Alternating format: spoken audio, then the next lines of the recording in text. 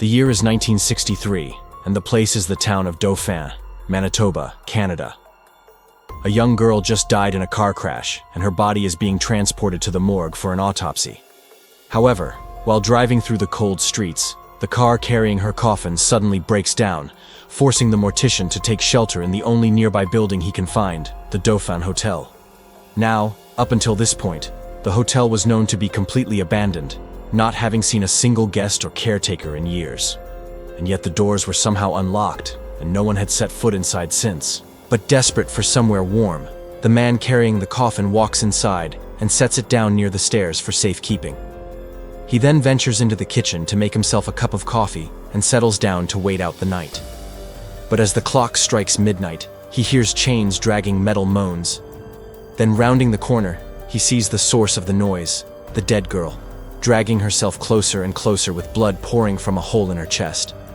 So quickly he flees to his car, tears streaming down his face as he watches the girl drag herself outside and climb into the back seat. In the morning, the mortician returns to the hotel, hoping to collect the coffin before anyone else finds it. However, when he enters the room, it's empty. The lid is open. The body is gone.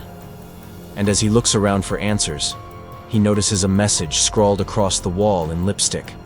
"I want to play with the living." Fast forward to 1970.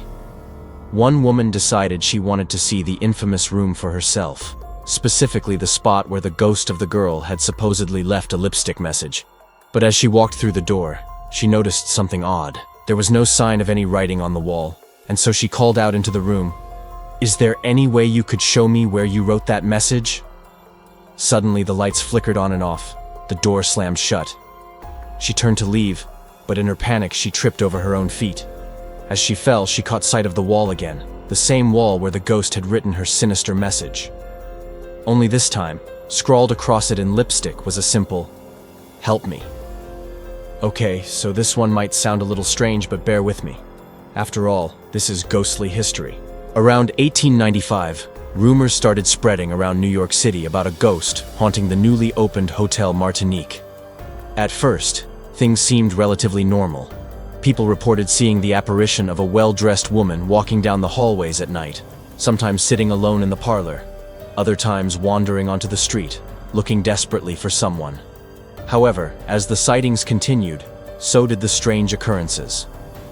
People began to notice objects moving around the hotel as if by an invisible hand, doors slamming shut, windows shaking, beds rattling. It got so bad that the manager felt he had no choice but to close the hotel.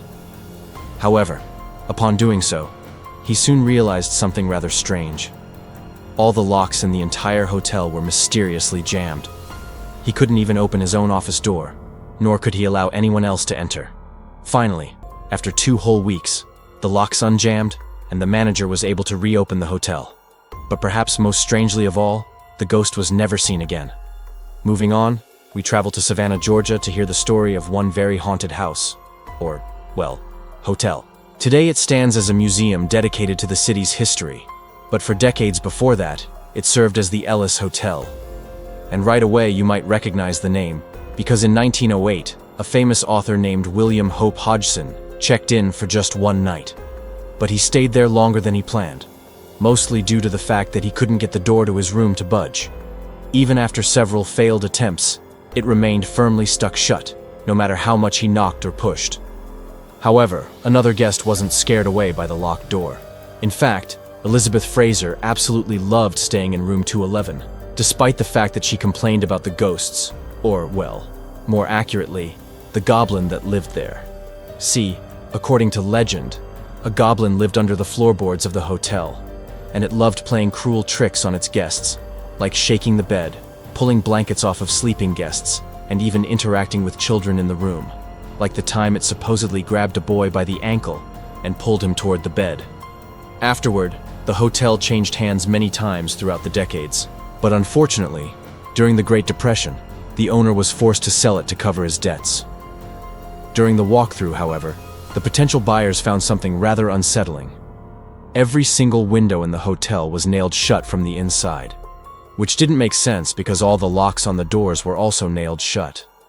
No one knew why the windows were sealed shut, nor what horrors lay behind them, because none of the nails were removed and the hotel sat abandoned for decades to come.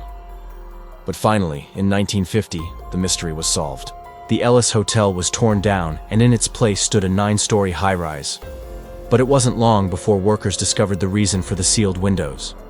Beneath each one was a boarded-up room with the walls covered in nothing but cobwebs and dust. And what was supposed to be the lobby contained a door leading to a staircase that went all the way down into the basement.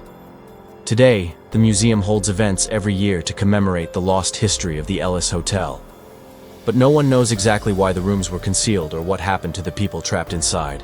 Next, we head back north to Minneapolis, Minnesota, to hear the story of one ghost that might have had enough power to break the law. The year is 1911, and construction is underway for the Fauché Tower, one of the tallest buildings in town. Workers are diligently putting the finishing touches on the tower, including placing large concrete blocks on the roof. However, as they continue their work, they notice something odd. Almost as if by magic, some of the blocks seem to shift on their own, sliding around or even tipping over. They try to ignore it, thinking that it must be the wind, until one day one of the men is almost crushed when a block falls from above. At that point, they decide to stop working until the issue can be figured out. But as they take their break, one of the men looks out to the street below and notices an old man standing at the edge of the sidewalk watching them. Amused, the worker yells out, "Hey, Grandpa! What do you think you're doing? Come back here and help us build your new tower." But the old man simply waves his cane and replies, "No need, my boys. I already built this tower once." He then explains that he was the original architect of the building, but when the building was demolished to make way for the new one, he refused to leave, warning everyone that if they tried to build, he would make sure they fail. And as if to prove his point, the men watch in amazement as the concrete blocks begin to shake again. This time, they decide to listen to his warnings, and the construction comes to a halt. However, when the rest of the crew shows up the next day, they refuse to believe the old man's warnings.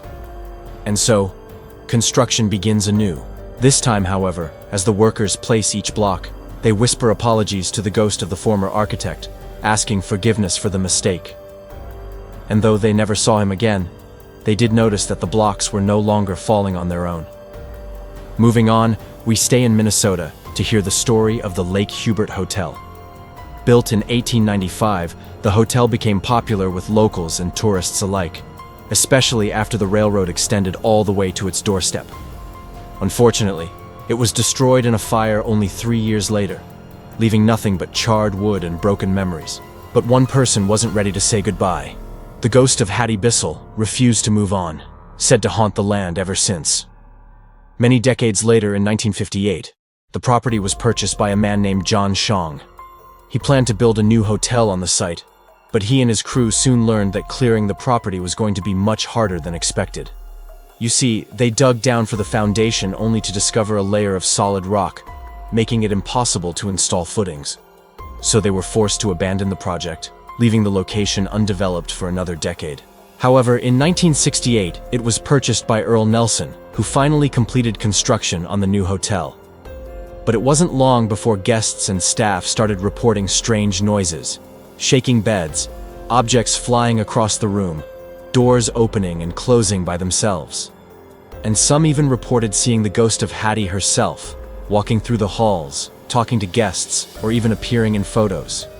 In fact, photos taken of the hotel often come out corrupted, containing nothing but static and white noise. Others claim that if you visit the hotel and stand in just the right spot, you might be able to see Hattie's reflection staring back at you from a window.